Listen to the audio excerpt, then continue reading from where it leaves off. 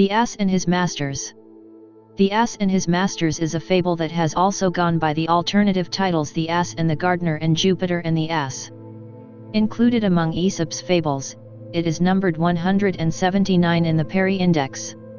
The fable only appears in Greek sources in classical times. There an ass in the employ of a gardener complains to the king of the gods that he is not fed adequately and asks for a change of master. He is transferred to a potter and prays for another change because the loads are so heavy. Now he passes to a tanner and regrets leaving his first employer. At a time when slavery was common, the fable was applied to the dissatisfaction felt by slaves. In Renaissance times, two Neo-Latin poets contributed to making the story better known. Gabriel Faerno as Asinus Dominus Mutans, with the moral that a change of master only brings worse, and Hieronymus Osius as Asinus et Oliter, with the comment that habitual dissatisfaction always brings a desire for change. Jean de La Fontaine also added the story to his fables with the even harsher comment that Providence has better things to do than listen to those who are never satisfied. In Britain the fable was generally known under the title The Ass and Jupiter and appears as such in the prose collections of Samuel Croxall, Thomas Bewick, and the poetical version of Brooke Boothby. The Dutch painter Dirk Stoop also made an etching of the fable under that title in 1655. Laurentius Abstemius told a different version of the fable in his Hecatomythium.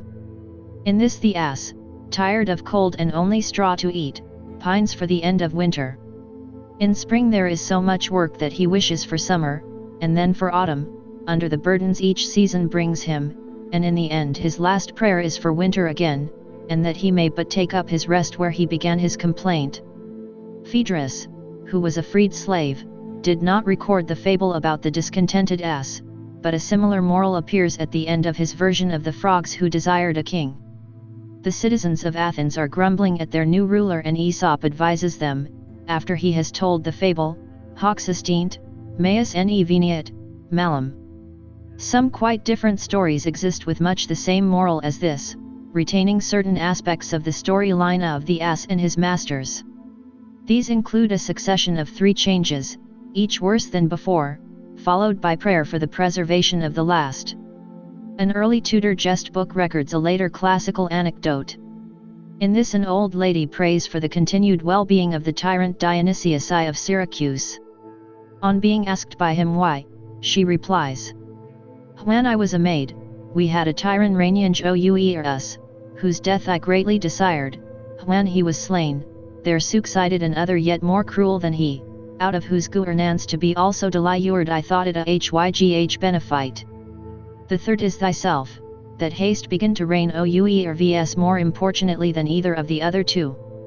Thus, fearing lest, when thou art gone, a worse should succeed and reign over I pray God daily to preserve thee in health." The story had earlier appeared in Thomas Aquinas' De Regimen Principum, in the context of a discussion of the drawbacks of resisting tyranny. Slightly earlier in the Middle Ages, Odo of Sheridan had drawn a similar lesson from a monastic situation. His light-hearted story concerns monks who pray for the death of their abbot. The first had given them 3 courses at a meal but not enough to satisfy their hunger. After his death he is succeeded by an abbot who allows them only 2 courses, and then on his death by one who allows only a single course. One of the monks then prays for the long life of this abbot for fear that they might starve altogether under a successor.